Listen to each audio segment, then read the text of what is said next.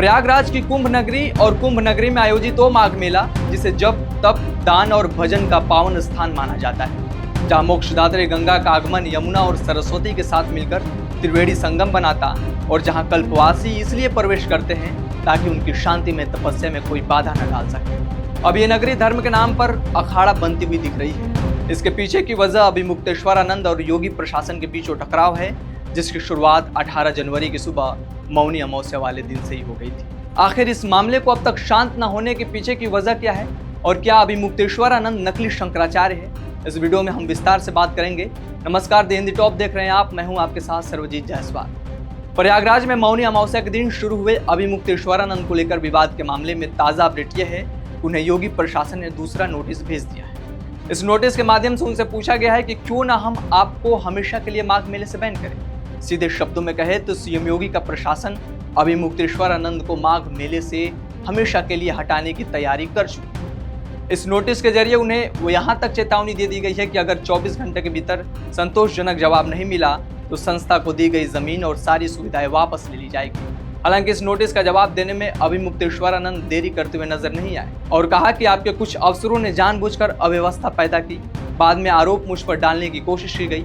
सच्चाई देखनी है तो आप सीसीटीवी में देख सकते हैं। मेरे पास कोई बग्गी नहीं है, मैं पालकी से संगम स्नान के लिए जा रहा था। वह योगी प्रशासन के दूसरे सवाल का जवाब देते हुए उन्होंने आगे कहा कि इस बारे में आप जैसे अधिकारी बात न करें तो अच्छा होगा। इसको लेकर मेरे वकील की ओर से 20 जनवरी को ईमेल के जरिए जवाब भेजा जा चुका है। दरअसल मेला प्रशासन के नोटिस में दूसरा सवाल ये था कि आपने खुद को शंकराचार्य बताते हुए मेले में बोर्ड लगाए हैं, जबकि आपके शंकराचार्य होने पर सुप्रीम कोर्ट ने रोक लगाई है। यानी योगी सरकार ने जैसे ही अभिमुक्तेश्वरानंद से शंकराचार्य होने का सबूत मांगा, वैसे ये विवाद गहराता गया। असल में ये कोई पहली बार नहीं है जब अभिमुक्तेश्वरानंद से किसी ने शंकराचार्य होने का सबूत मांगा हो, बल्कि इससे पहले साल 2022 में भी सन्यासी अखाड़े ने उन्हें शंकराचार्य मानने से इनकार कर दिया था।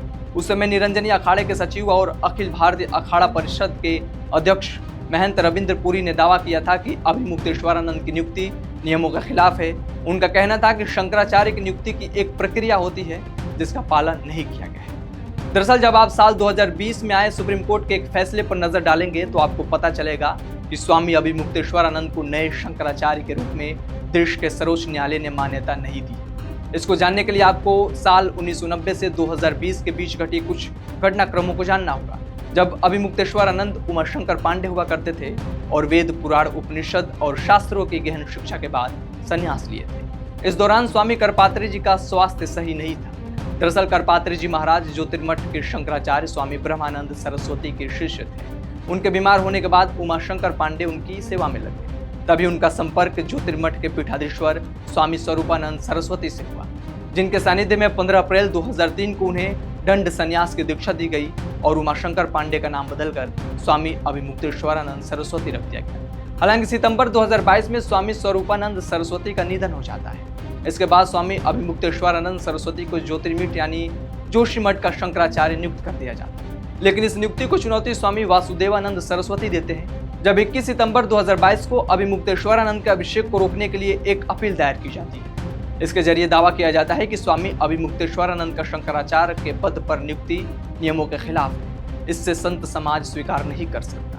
आखिरकार ये मामला 2020 में सुप्रीम कोर्ट पहुंचा और साल 2022 में अभिमुक्तेश्वरानंद सरस्वती के पटाभिषेक पर रोक लगा दी गई। जस्टिस BR गवई और BV नागरातना की बेंच ने मामले की सुनवाई करते हुए आदेश पारित किया कि उत्तराखंड में ज्योतिष पीठ के नए शंकराचार्य के रूप में स्वामी अभिमुक्तेश्वरानंद सरस्वती की नियुक्ति मान्य नहीं है और इस पदवी पर रोक अगले आदेश तक बरकरार रहे। अब इसी फैसले के बाद अभिमुक्तेश्वरानंद पर सवाल उठते रहते हैं। वही इस मामले में एक और जहां सीएम योगी ने इसे सनातन के खिलाफ साजिश बताया, तो वही दूसरी ओर संत समाज बढ़ता हुआ नजर आ रहा है। दरअसल मुख्यमंत्री योगी आदित्यनाथ ने अभिमुक्तेश्वरानंद के नाम लिए बिना ही इन्हें कालनेमी यानी मायावी राक्षस से तुलना की। उन्होंने कहा कि किसी को परंपरा बाधित करने का हक नहीं है।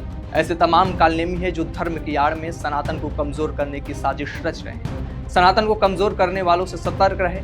एक सन्यासी के लिए धर्म राष्ट्र से बढ़कर कुछ नहीं होता है। पूरा कर्म करेंगे तो कोई ताकत आपको बचा नहीं सकती। धार्मिक हो या राजनीतिक नेतृत्व ऐसे ही लोगों के हाथों में देना होगा जिससे भारत उसी बुलंदियों पर पहुंच सके जहां आज से 2000 साल पहले थे।